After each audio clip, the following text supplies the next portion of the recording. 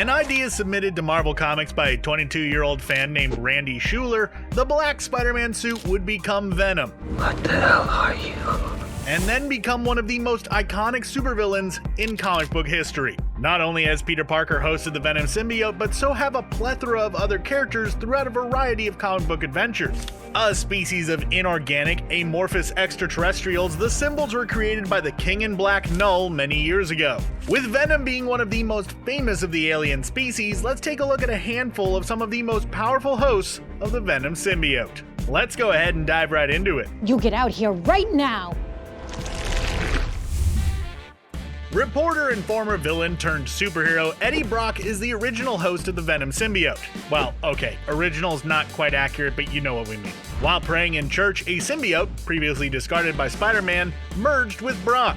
Becoming the OG Venom, Brock would also be the catalyst in launching the historical rivalry between Venom and Spider-Man. In the MCU and whatever weird Spider-Verse Sony has going on, Eddie Brock and Venom are portrayed as superheroes primarily. In contrast, Sam Raimi's Spider-Man 3 depicted Brock and Venom as purely supervillainous. My MCU Phase 5 and 6 prediction? Tom Hardy will not be the primary Venom floating between the cinematic universes. Other than during Secret Wars, of course. I predict that Brock unknowingly left a piece of the symbiote behind while teleporting back to his universe, which will bond with Peter Parker's former classmate, Flash Thompson.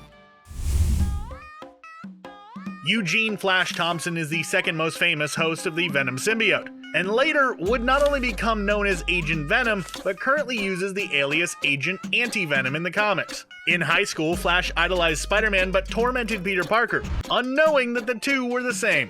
After becoming friends with Peter in college, Flash would join the military, earning a Medal of Honor but also losing his legs in the process. He would eventually bond with the symbiote, becoming Agent Venom, a highly tactical and militaristic version of the extraterrestrial. Over time, Flash would join the Secret Avengers and even lose the Venom symbiote, as well as his life. Flash's consciousness would survive inside of the symbiote hive mind, and his body would be resurrected along with a new symbiotic companion, turning him into Agent Anti-Venom.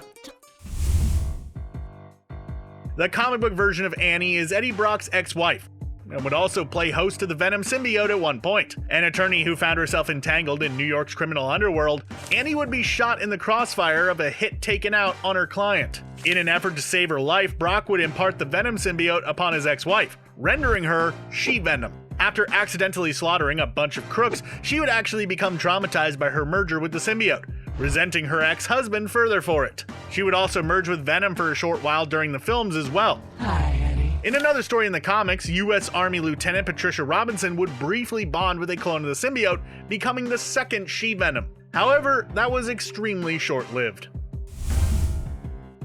Mac Gargan, aka the Criminal Scorpion, is thoroughly intertwined in Spider-Man's history and is a former private investigator turned supervillain. Gargan was the subject of an experiment focused on animal and bug mutation, endowing him with the characteristics of another species. Unfortunately, the process resulted in the loss of Gargan's sanity, and when donning his battlesuit and mechanical stinger tail, he became the Scorpion.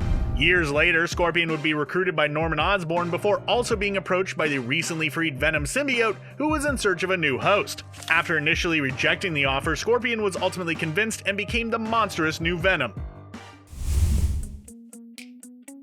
James Madrox is Multiple Man, and a Changeling, the genetic predecessors of mutants. A former member of the X-Men in the comics, during the film X-Men The Last Stand, Madrox was a member of the Brotherhood of Evil Mutants. Multiple Man is capable of, well, multiplying himself. His multiples possess the ability to break bad and go rogue. In one of these instances, during the events of Old Man Hawkeye, the Venom symbiote would merge with one of Madrox's multiples and multiply into an army of super Venoms in an effort to hunt down Clint Barton. Visiting the wondrous world of Marvel What If scenarios, in the comic book What If number 44 on Earth 92164, instead of finding Eddie Brock, the Venom symbiote found the Punisher, Frank Castle. This amalgamation would result in the largest killing spree that Frank Castle has ever achieved to this day, and that's saying a lot. Realizing the symbiote was attempting to take full control over his body, the Punisher vowed to terminate himself if not given control. Seeing eye to eye, the two agreed to coexist and stayed merged together as the new powerful Punisher of Earth 92164. On Earth 65, Gwen Stacy is the Spider Totem. taking on the mantles of Spider-Gwen, Spider-Woman, Ghost Spider, and even Venom. In fact, on Earth-65, Gwen is the primary host of the Venom symbiote. Created by Dr. Elsa Brock in this universe, Gwen would reluctantly bond with the extraterrestrial in an effort to tame it. Alternatively known as Gwenom, she would unfortunately succumb to the alien's bloodlust upon discovering her father had been beaten into a coma by the criminal Rhino. Eventually, the symbiote would slowly leave Gwen's body due to her dietary nutrition, causing destabilization between Venom and herself.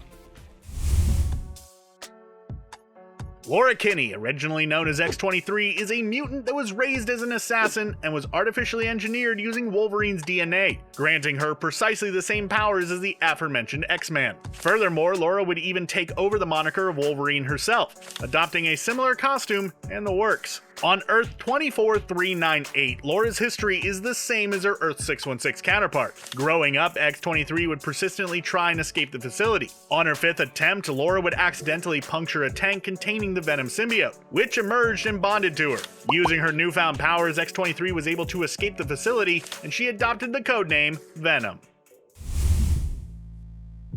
For the next entry on our list, we're not discussing the original android Human Torch named Jim Hammond. Rather, the braggadocious member of the Fantastic Four, Johnny Storm. During the events of Marvel Adventures Spider-Man number 24, Reed Richards removed the symbiote from Spider-Man in order to study its biology. In what was one of the shortest bondings with Venom in Marvel history, Johnny Storm would simply become curious as to how he would look in black. Sneaking into the lab, the Human Torch would bond himself with the symbiote before uttering his catchphrase, "Flame on." With Flame being Venom's #1 weakness, the alien jumped right off of Torch and back into containment.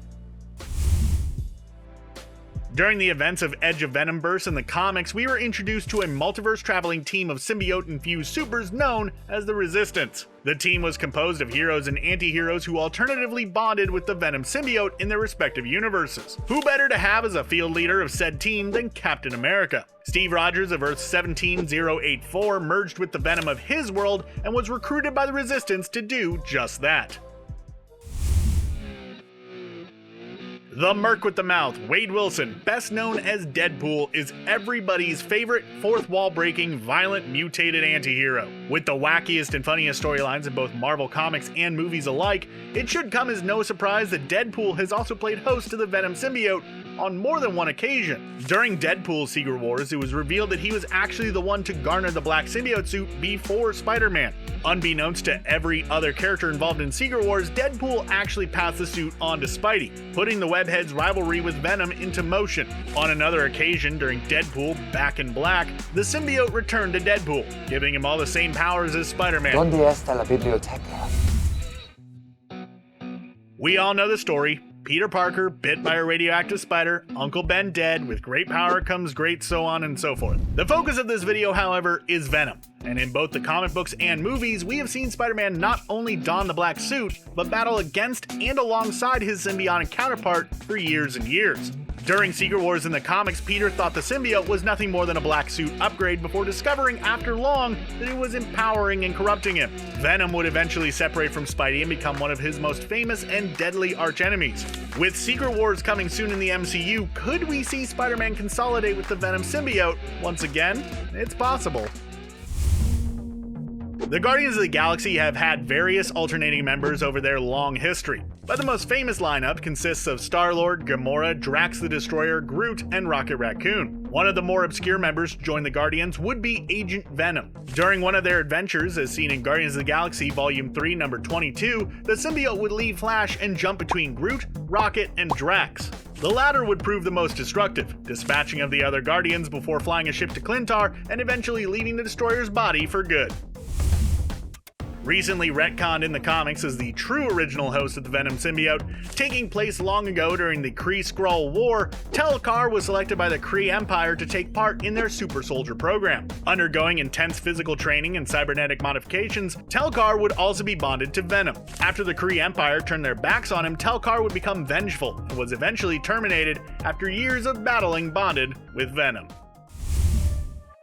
General Thaddeus Thunderbolt Ross is the obsessive and most frequent nemesis of the Incredible Hulk. Becoming so incensed with the Hulk, Thunderbolt Ross would experiment on himself, transforming into the Red Hulk. On one mission, Red Hulk would team up with Agent Venom and Ghost Rider in an effort to save Las Vegas from the demonic Blackheart. In order to thwart the demon, the heroes combine their abilities using Ross as the focal point.